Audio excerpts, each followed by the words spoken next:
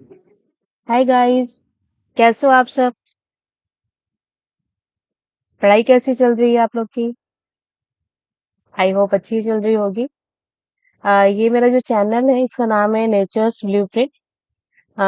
इसमें हम साइंस की बातें करेंगे। आ, आज का जो टॉपिक है वो क्लास 9 के बच्चों के लिए है। टॉपिक का नाम है cell, the basic unit of life. तो हम स्टार्ट करते हैं आज के टॉपिक को। तो सबसे पहले हमें ये जानना होगा कि सेल क्या है।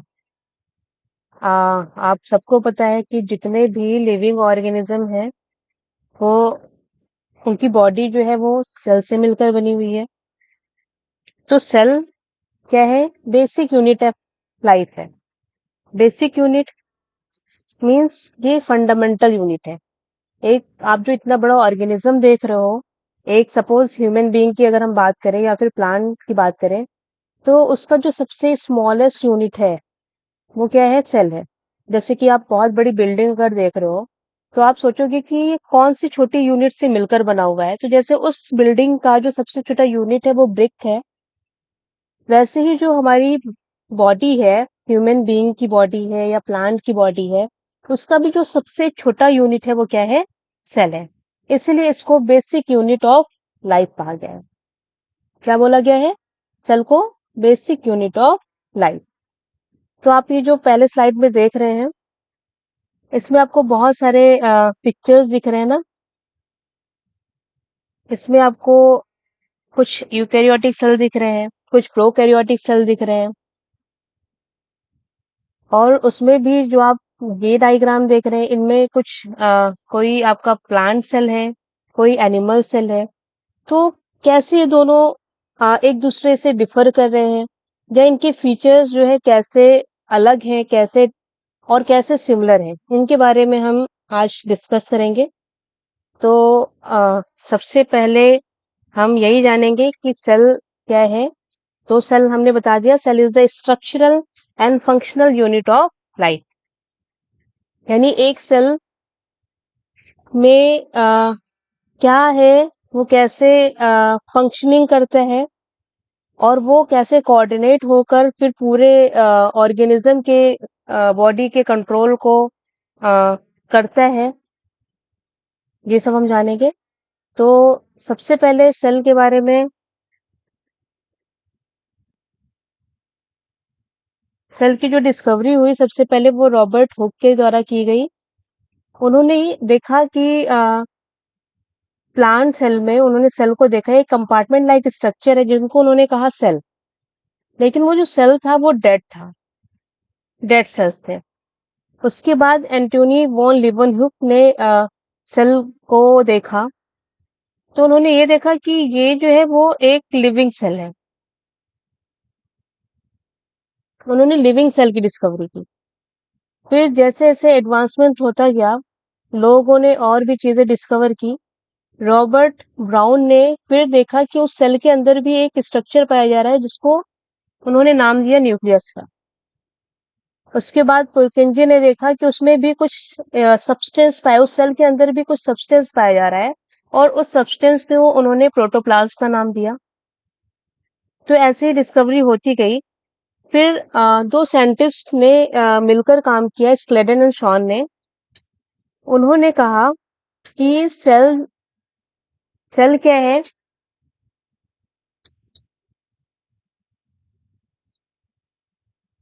तो सेल थ्योरी जो है वो given by Schleiden and Schwann के द्वारा सेल थ्योरी दी गई। सबसे पहला पॉइंट जो है सेल थ्योरी का वो क्या है? जितने भी ऑर्गेनिज्म है वो सेल से मिलकर बने हुए हैं। तो सेल क्या हुआ? स्मॉलेस्ट यूनिट हुआ लाइफ का। दूसरा पॉइंट जो है वो क्या है?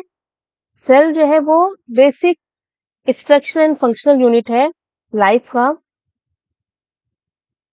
और आप कह सकते हो लिविंग लिविंग थिंग्स का। तीसरा पॉइंट इसमें ऐड किया गया रुडोल्फ वर्शो के द्वारा। उन्होंने कहा कि all cells come from pre existing cell. जितने भी सेल है वो एग्जिस्टिंग सेल से ही राइज हुए हैं।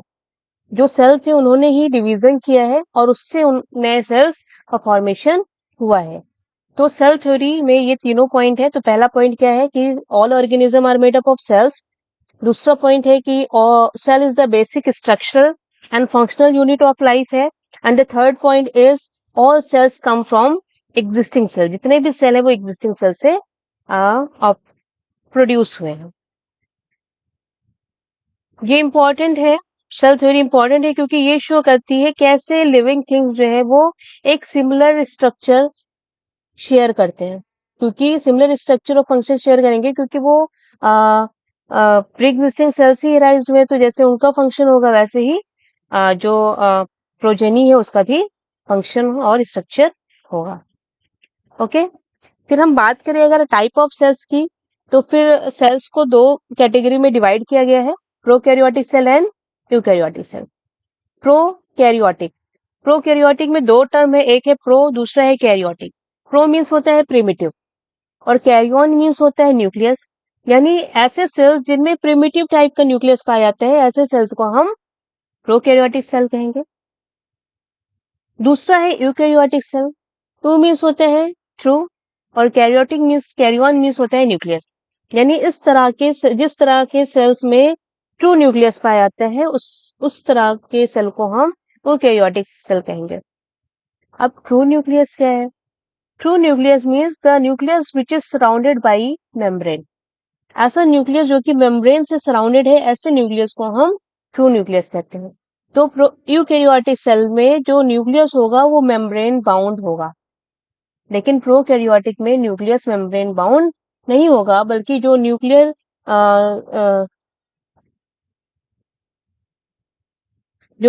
जो न्यूक्लियर सब्सटेंस है वो आपका ऐसे ही साइटोप्लाज्म में आपको मिलेगा, वो किसी मेम्ब्रेन में बाउंड नहीं होगा।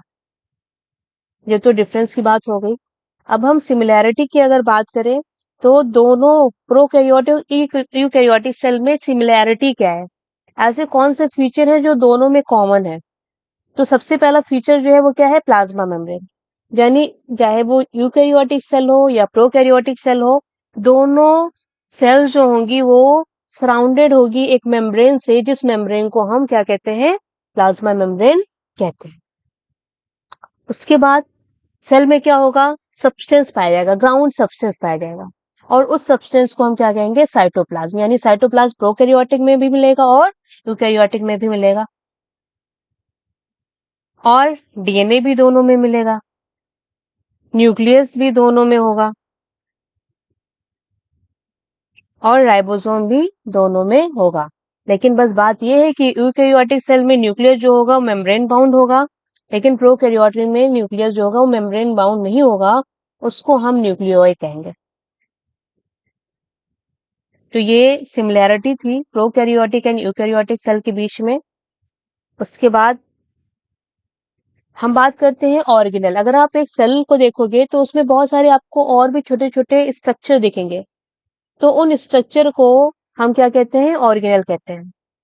तो ये ऑर्गेनेल क्या है? ऑर्गेनल्स वो स्ट्रक्चर है जो सेल को लाइव रखने में, उनको ग्रो करने में, उनको रिप्रोड्यूस करने में हेल्प करते हैं।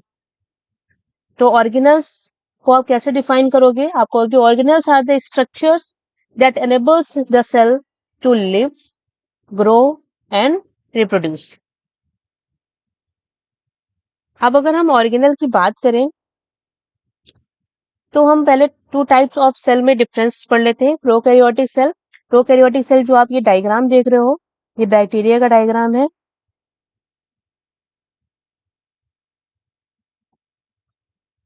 हैव प्रोकैरियोटिक सेल में have no membrane bound nucleus नहीं होता है इसमें। Have no membrane covered organelle, इसमें जो भी ऑर्गेनल होंगे वो मेम्ब्रेन बाउंड नहीं होंगे। इनका जो डीएनए होगा वो सर्कुलर डीएनए होगा। और एग्जाम्पल की अगर आप बात करें तो इसका एग्जाम्पल क्या होगा? आप बैक्टीरिया कह सकते हो, आर्किया होगा, ये सब इसके एग्जाम्पल है।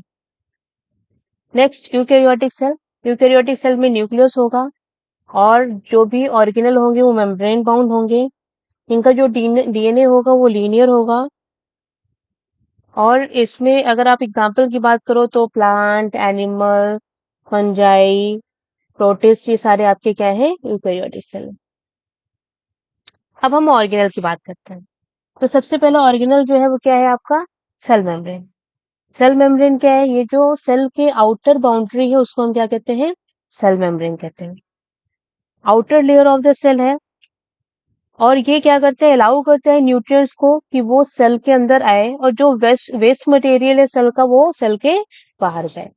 इस सेल मेम्ब्रेन का ये काम है। इसीलिए इसको हम गेटवे इनटू द सिटी, जैसे गेटवे होता है कोई आ जा सकता है उस गेटवे से, वैसे इसको हम गेटवे ऑफ द सेल कहते हैं। क्या कहते हैं? Gateway of the cell. Next है साइटोप्लाज्म। साइटोप्लाज्म जो है वो जेली लाइक फ्लूइड जो होता है सेल के अंदर, जिसके अंदर बहुत सारे ऑर्गेनल आपके पाए जाते हैं, वो आपका क्या है? साइटोप्लाज्म। तो साइटोप्लाज्म को आप डिफाइन कैसे करोगे? It is the jelly like fluid content in the cell that holds the organelles. Nucleus की बात करें तो न्यूक्लियस जो है उसको control centre of the cell कहा जाता है। न्यूक्लियस जो है वो मेम्ब्रेन बाउंड होता है, डबल मेम्ब्रेन बाउंड स्ट्रक्चर है। और इसमें क्या होता है? इसमें डीएनए पाया जाता है, न्यूक्लियोलस पाया जाता है, और इसको हम ब्रेन ऑफ द सेल भी कहते हैं। इसलिए कहते हैं क्योंकि सेल की सारी एक्टिविटीज को यही कंट्रोल करता है। जैसे हम लोगों में ब्रेन हमारी सारी एक्टिविटीज को कंट्रोल करता है, वैसे ही सेल के अंदर न्यूक्लियस जो है वो उस सेल की सारी एक्टिविटीज को कंट्रोल करता है। That's why we call it brain of the cell. Next, mitochondria. ये सेल ऑर्गेनेल है जो कि सेल को एनर्जी प्रोवाइड करता है in the form of ATP. इसीलिए इसको हम power centre of the cell कहते हैं। Provide energy to the cell to move and divide. ये क्या करते हैं? एनर्जी प्रोवाइड करते हैं सेल को कि वो मूव कर सके और वो डिवीजन शो कर सके। Okay, that's why mitochondria is known as power house of the cell. Next, ribosome. Ribosome वो साइट है जहां पर प्रोटीन का सिंथेसिस होता है। क्या होता है? प्रोटीन का सिंथेसिस होता है, इसीलिए इसको हम protein factory of the cell कहते हैं। इसलिए हम राइबोसोम को protein factory of the cell कहते हैं। नेक्स्ट है एंडोप्लाज्मिक रेटिकुलम। एंडोप्लाज्मिक रेटिकुलम, अगर आप एक सेल को बहुत ध्यान से देखेंगे तो आप ये देखेंगे कि जो एंडोप्लाज्मिक रेटिकुलम है वो एक साइड से आपका न्यूक्लियस से अटैच होता है और दूसरे साइड जाकर वो सेल मेम्ब्रेन से अटैच होता है। तो ये काम करता है? Transportation system of the cell इसको कहा जाता है। ये प्रोटीन को प्रोसेस करने में, पैक करने में और उसको ट्रांसपोर्ट करने में हेल्प करता है। अब एंडोप्लाज्मिक रेटिकुलम के अगर आप सरफेस को देखोगे, अगर इस पे आपको छोटे छोटे राइबोसोम्स लगे दिखते हैं, तो इस तरह के एंडोप्लाज्मिक रेटिकुलम को हम रफ एंडोप्लाज्मिक रेटिकुलम कहते हैं, जो कि प्रोटीन सिंथेसिस में हेल्प करते हैं। और अगर आपको एंडोप्लाज्मिक रेटिकुलम का सरफेस स्मूथ दिखता है जिसमें कोई भी राइबोसोम अटैच नहीं होते, तो ऐसे एंडोप्लाज्मिक रेटिकुलम को हम स्मूथ एंडोप्लाज्मिक रेटिकुलम कहते हैं। यहाँ पर कोई भी राइबोसोम इसमें नहीं पाया था। इसको हम रोडवे ऑफ द सेल कहते हैं क्योंकि ये सेल को वे बताता है कि सेल को ट्रांसपोर्ट कैसे होना है, सेल के अंदर प्रोटीन को कैसे ट्रांसपोर्ट होना है, सॉरी, इसलिए इसको हम रोडवे ऑफ द सेल कहते हैं। नेक्स्ट है गोल्गी कॉम्प्लेक्स। ये packaging house of the cell है। जितने भी आपके जो स्टफ है वो क्या होता है? इस गोल्गी कॉम्प्लेक्स उसको पैक करता है और उसको सेल से बाहर मूव करने में हेल्प करता है। इसको हम यूपीएस ऑफ द सेल भी कहते हैं। यूपीएस का फुल फॉर्म है ubiquitin proteasome system. Next is lysosome. Lysosome cell organelle है जो कि डाइजेस्ट करता है फूड पार्टिकल को और सेल के ही पार्ट को जो कि अनयूज होते हैं, जो कि काम के नहीं होते, इसलिए इसको हम गार्बेज मैन कहते हैं। और ये प्रोटेक्ट करता है सेल को बाय डाइजेस्टिंग फॉरेन इन्वेडर। जो फॉरेन पार्टिकल अगर सेल में एंटर हो गए तो उनको ये डाइजेस्ट करता है और सेल को ये प्रोटेक्शन प्रोवाइड करता है, इसीलिए इसको हम पुलिसमैन ऑफ द सेल भी कहते हैं। नेक्स्ट है वैक्यूल। वैक्यूल का काम क्या है? स्टोर करता है वाटर, फूड एंड वेस्ट। और ये अगर आप प्लांट सेल में अगर आप देखोगे तो वैक्यूल जो होता है वो लार्जेस्ट ऑर्गेनेल है प्लांट सेल का और कम होता है नंबर में, लेकिन एनिमल सेल में ये स्मॉल होता है साइज में और इसका नंबर क्या होता है? बहुत न्यूमरस होता है, ज्यादा होता है number. Next, cell wall. Cell wall की अगर हम बात करें तो आप पूछोगी मैम ये प्लांट सेल में पाया जाता है या एनिमल सेल में पाया जाता है, तो सेल वॉल मैं आपको बता दूं, सेल वॉल जो है वो सिर्फ और सिर्फ प्लांट सेल में पाया जाएगा, एनिमल सेल में ये नहीं पाया जाएगा। और इसका काम क्या है, ये प्रोटेक्ट करता है और सपोर्ट करता है सेल को। Okay, next is chloroplast. Chloroplast भी आपका only found in plant cells.